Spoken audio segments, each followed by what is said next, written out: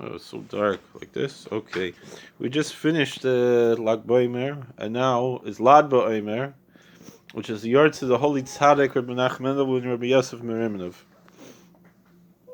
The Heilige Rimanev, the Rebbe Mendel Geheisen, he said that the favor that you could do by lighting a candle for someone who was nifter, he said you could not imagine what it is, and he promised that he would daven and to God, he would pray to God for anybody who would light a candle in his memory. So this is any time of the year. It's always a skula to light candles, little nishmas, Rebbe Mendel and Rebbe Yosef Rimanev, but especially this on his Yartzeit.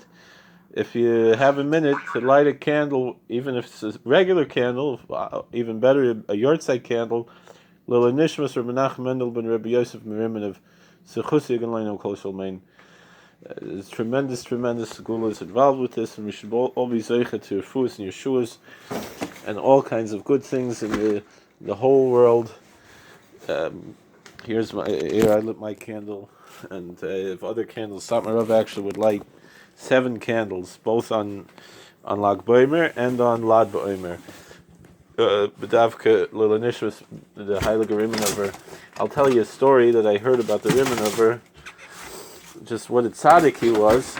So I heard this from Herschel Kornreich, Zechron Levracha.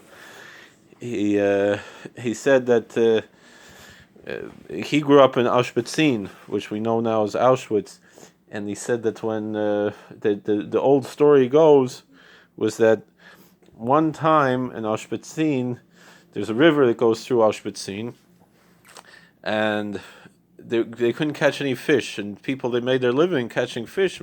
People have fish for Shabbos, so they decided to troll the river with a big net from one end of the river to the other to try to catch whatever fish they could catch.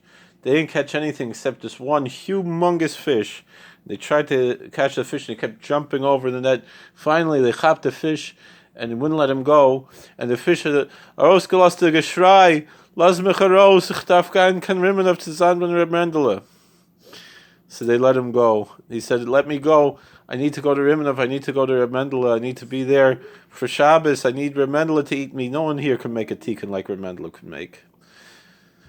And so they let the fish go, and it was caught in Rimanev, and the Rebbe Mendel ate it with special kavanas and made a tikkun on that neshama.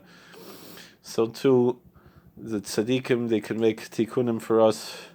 From the Olam HaEmes, I heard from the Heintige Satmar Rebbe, what's pshat? How did tzaddikim have this koyach? Because it doesn't make sense. It doesn't sound that very Jewish to us. Through veneration of saints, we should have all kinds of blessings. It sounds very foreign to Judaism. The answer is like this: we are taught. I was taught from a little kid. The reward for davening is we get to daven in Olam Haba. The reward for learning is we get to learn in Olam Haba. Of a hecher darga, on a higher level spiritually. But when we do chesed in this world, when we act charitably and kindly to other people, in that world they don't need any charity or kindness.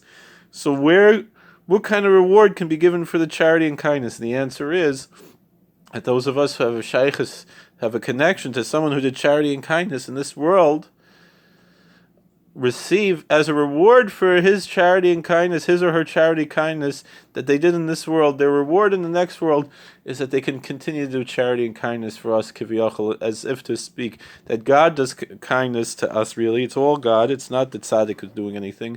Everything's only God.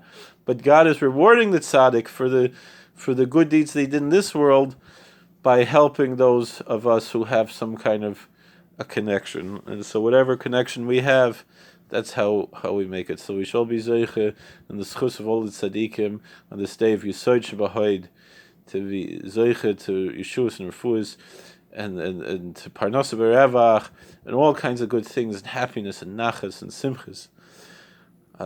Get to your kultiv.